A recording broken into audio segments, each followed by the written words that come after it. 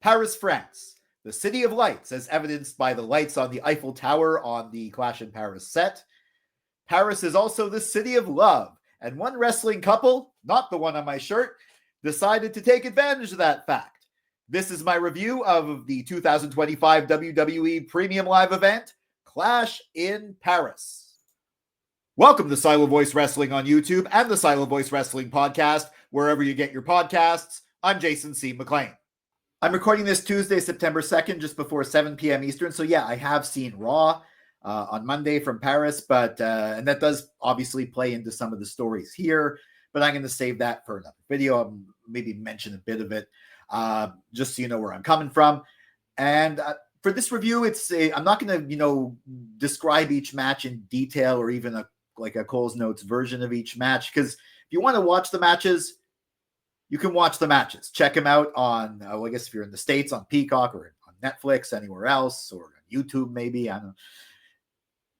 Also, I'm not going to give a separate letter grades for each component. I am going to give an overall letter grade for each match.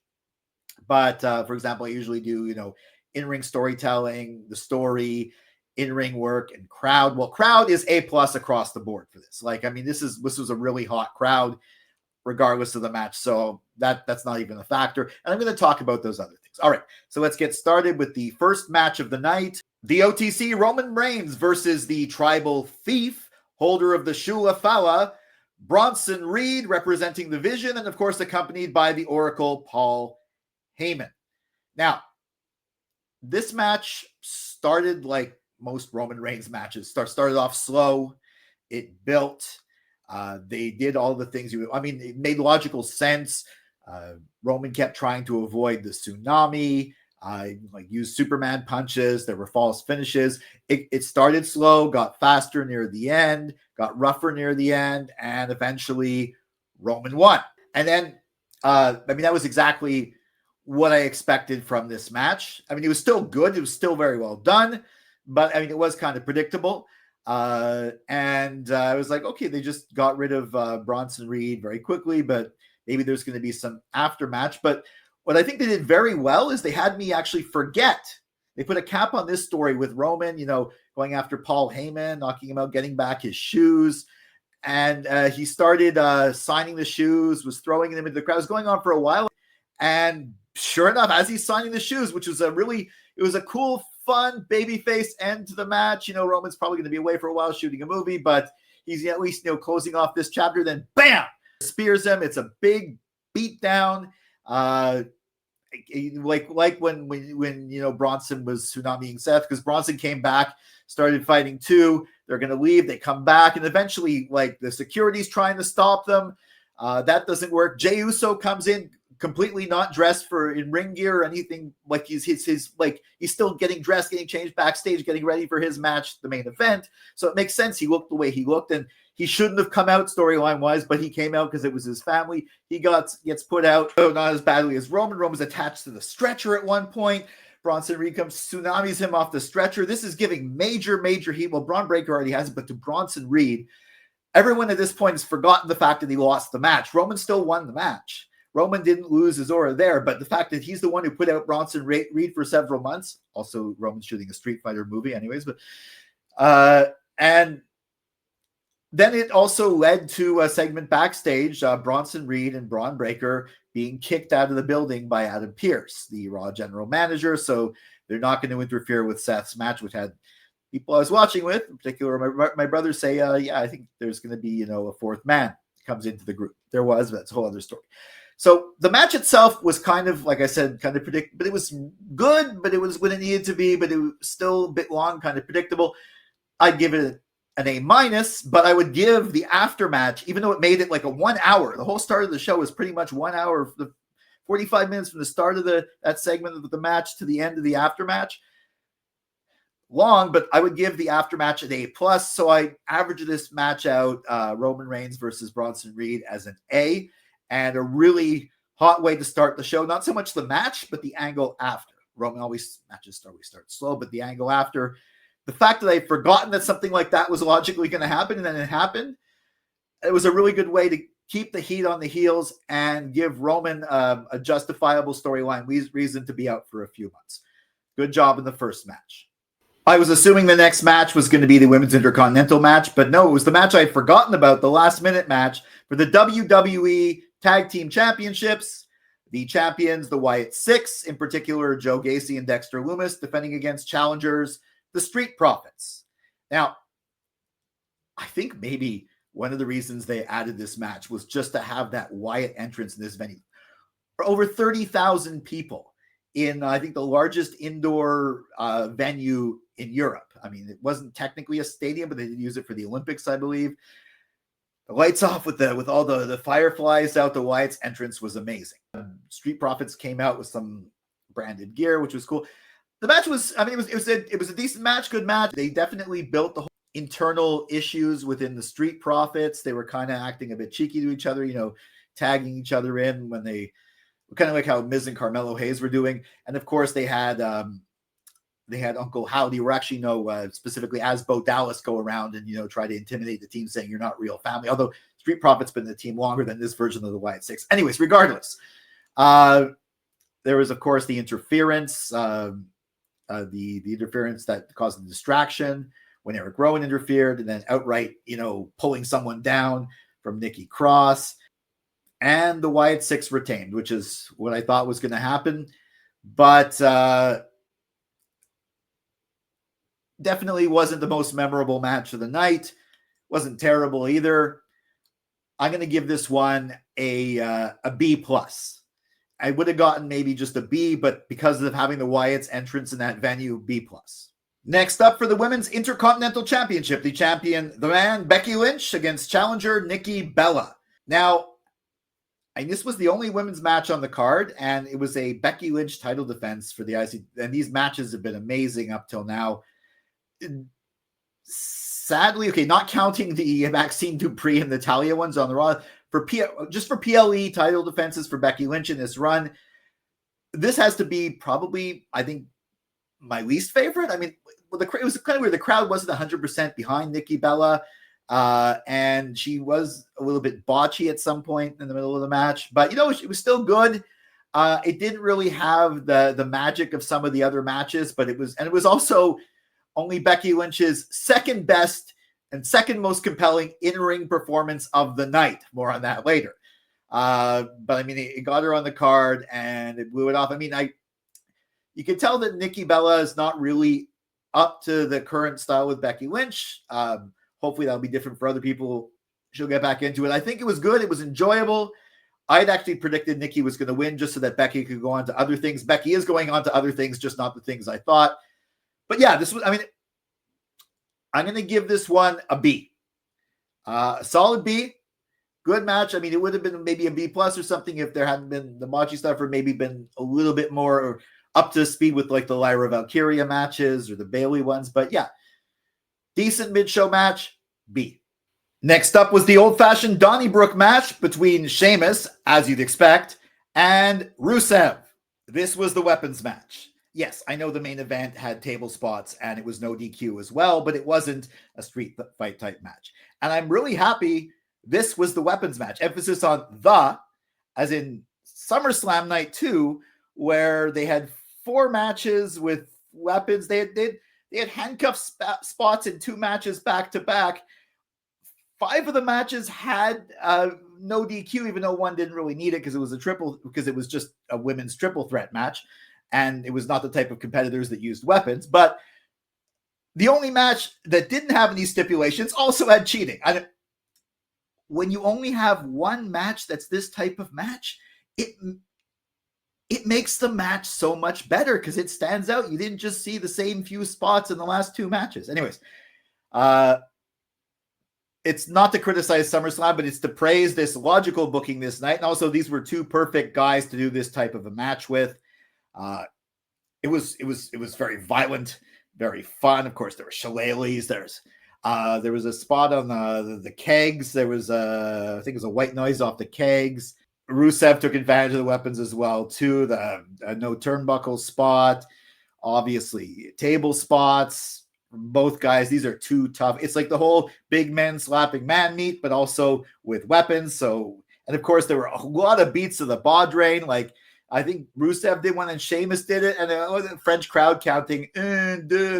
Also, you notice with the pins, in case you're like, you don't speak French, when what they were saying in France for the missed pinfalls, 1, 2, 1, 2, sacré bleu, when you miss, like oh F or oh shit or whatever. And it ended, and this is with Sheamus tapping out to the end of the days with the shillelagh in his mouth. Like, that's, they said, Cole said this is, I think, only the second time in his career that Sheamus has tapped out, not passed out, not been pinned.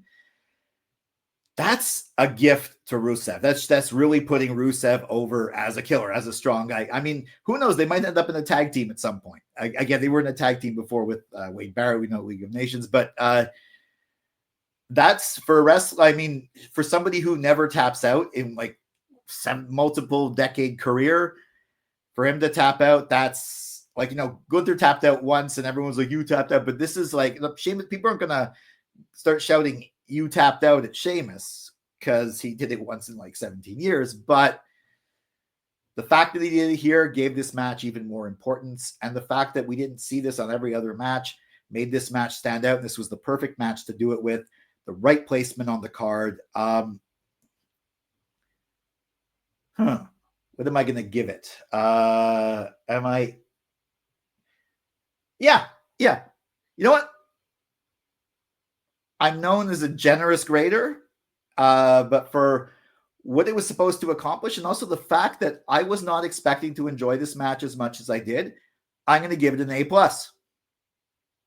Overall, good job. Also, bonus points for keeping my interest this long into the show with a match that wasn't the main event, that almost sounded like on paper like it was a glorified Raw match. I was not expecting to have this much fun with this match. And then John Cena versus Logan Paul, or the Maverick, or the Outsider, or the Parasite, versus the greatest of all time, the never seen 17 last real champion. This match felt more like the main event than the actual main event. Don't get me wrong. The order of matches made perfect sense, considering there's a through line throughout the whole show. From the first match to the last match, putting the fatal four-way at the end made perfect sense. Also, there was the angle. Also, it was for a championship. And for the viewer, actually, it made more sense that was the main event. But of course, for the people in Paris, I guess the people in Europe, this was the last time they were going to see John Cena wrestle.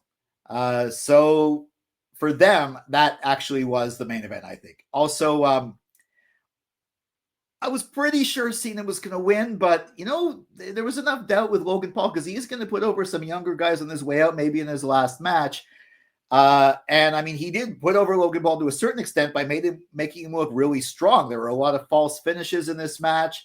But of course, I think Cena, as a heel, was purposely not wrestling all that great. He was going through the motions, and it actually made sense with the character. I think he's that good that he was able to diminish his own in-ring style, maybe come up a bit for the Punk match. But then ever since the Cody match at SummerSlam, that was an amazing match. He's back in it. And this was also an amazing match. And one of Logan Paul's biggest criticism was that he's like 5-move John, like 5 moves of doom, what have you. And he whipped out way more than 5 moves. Yes, he did. There was a kicking out of a lot of kicking out of the AA. Eventually the AAs won it, but like he did a Styles Clash at one point. The whole crowd picked up on that and started singing Phenomenal, the AJ Styles song, because it makes sense. He did matches. I think he did like a Baron Corbin match, which is huge in move, which is huge in France as well too. And he really put on a good show. The crowd was so behind him. Like, even though I kind of felt Cena was going to win, I was hoping up until the end. I was like, come on, John, come on, pull through. I want to see Logan Paul lose. I made a prediction. And yeah, Cena won. And no like run in at the end. I thought there were the cameras on him for a bit too long, but no, that was the whole farewell for the local crowd, for the Paris crowd, for the European crowd. And this just felt big match, John. This felt big match. I mean, the crowd was a huge part of it as well too. I can't complain. Overall, A+. Whether or not I prefer this, I think his match with Cody had a lot more stories, where the story was just John Cena's last match and John Cena's back. And I kind of think also that the heel turn was necessary. You know, you don't know what you've got till it's gone. I think by taking away the John Cena babyface, it made him coming back as a babyface in this final year way better. I mean, there might have been there still would have been cheers and stuff like that, but I don't think it would have been at this level if these crowds didn't feel lucky enough to get to see, like in Montreal, we felt lucky we got to cheer John Cena in his final run, and that was amazing. And I also like that this is a feud that culminated with Cena winning, and it started at the show I was at, so that adds to it too. But overall, A+. Cannot complain. Excellent match. And then we had our main event for the World Heavyweight Championship, a fatal four-way match where the champion Seth freaking Rollins defends against LA Knight, main event Jey Uso, Yeet, and CM Punk. Before this match, we had Jackie Redmond interviewing Seth Rollins, where he was saying he was going to have to do it alone. And honestly, that interview just solidified my viewpoint that there was going to be interference. There was going to be a fourth man. There was a fourth, well, it was fourth the man, I guess. But anyways, even with that, and even with my logical brain understanding how wrestling works, realizing that Rollins had just recently cashed in and got the championship, and he was the big bad heel on Raw, even though people still sing his songs. Whole other story. His song, sorry. I still believed at a few points that, you know, maybe, just maybe, Punk was going to win. Come back to that in a bit. The storytelling in this match was excellent. It was believable, especially the stuff with Jey Uso. Like when he gets them all, you know, he already given a super kick to Punk on Raw, and Punk got him back. But then whatever, that was done. Okay, then they were all setting up. They're going to, LA Knight had the idea to put Rollins through the table. They're all doing it. As they're setting up the table, Jey just super kicks Punk and goes after Knight. Yeah, no, like he's it's a fatal four-way. They all want to win. There was some really good storytelling in there, and nobody looked bad. Jey Uso didn't look bad. He looked like he was defending his own, and him not winning makes perfect sense because he defended his cousin. He came out for his family earlier in the night, and that cost him. Might have cost him the match because he was, you know, not really 100%. LA Knight got his licks back on CM Punk.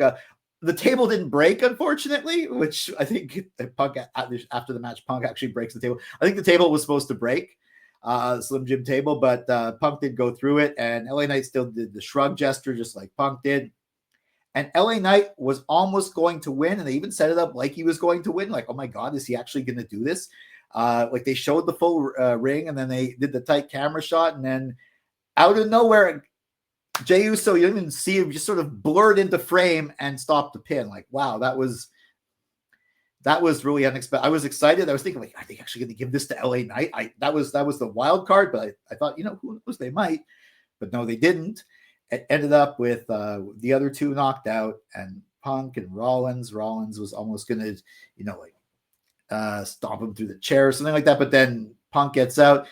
He does the GTS. He does a second. He's going to go for a second GTS. Now, even though I wanted Punk to win, this is where I think they maybe telegraphed it. Minor complaints, not enough to take any marks off or anything like that, but they kind of telegraphed it a bit where, you know, it's the tight shot of Punk and he's sort of like smiling, getting ready. He's taking too long, like someone's going to come in, and someone did come in. Low blow. The choice of having it be Becky Lynch to do this was incredible. She's now part of the Vision. I know I wasn't watching a number of years ago, but her and Rollins had some on-screen stuff as baby faces before. It didn't really work. I think it's going to work a lot better with both of them as heels. But the thing is, the fact that she had the traditional, the hoodie, the Triple H hallmark of the hoodie, and then the unveiling. I think she should just have come in as Becky Lynch behind Punk. And because obviously somebody's coming in a hoodie behind Punk when he's about to knock out Rollins, it's obviously somebody cheating. So the fact that they didn't have to do the reveal, because when she does the punch and they go back. It's like I could see her makeup underneath the mask.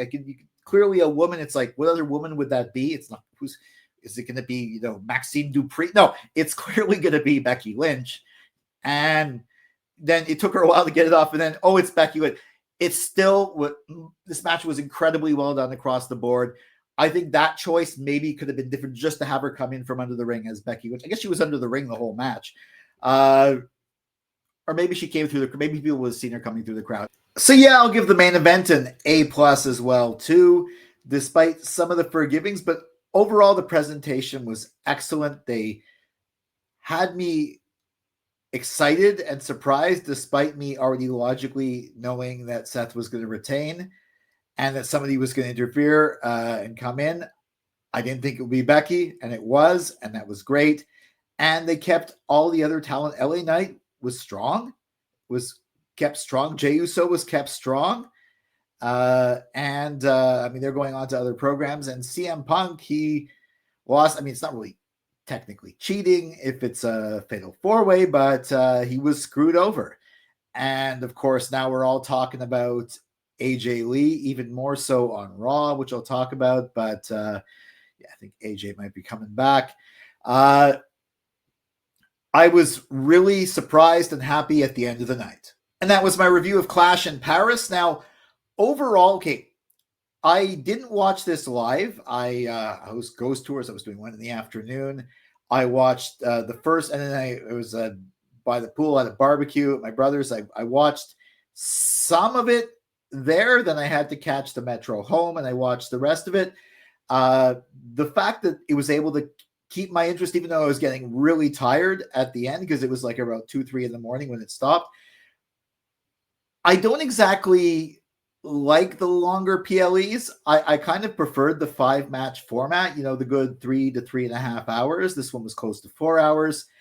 And on this one, even though they were good, I could have done without the tag match, and sadly without the Becky and Nikki match, even though Becky being there was important, really important for the end. That was the weakest of the Becky-Nikki match. As far as the matches, my favorite's got to be the Cena Logan Paul match. That was cathartic. That was great. Second would probably be the main event, and then the Sheamus and Rusev match, and shortly behind that, the first match, and then maybe the Becky match, and then the tag match. That's my order. Where this will rank on overall PLEs, I've been trying to I'll figure that out by the end of the year. I think this was a good one. I think it could have been shorter, but the crowd was excellent. And with the Sheamus Rusev match, at the specific time I was watching it, knowing what was coming up, what I was really excited for, I'm amazed that that match kept my interest to the level that it did. So overall, I was very satisfied with Clash in Paris. What about you? Let me know in the comments. Follow at Silo Voice Wrestling on Facebook and Instagram, at Silo Wrestling on X, and me at Jason C. McLean on X and Instagram. Also, jasoncmclean.bsky.social on Bluesky. Make sure you like, share, subscribe. Ring that bell for notifications for all my wrestling hot takes, cold takes, simmering takes, wrestling opinion pieces, assorted thoughts on Raw and SmackDown, WWE Premium Live Event prediction and review videos. I'll be back with my assorted thoughts on Raw and hopefully some more content. Until then, for Silo Voice Studios in Montreal, I'm Jason C. McLean.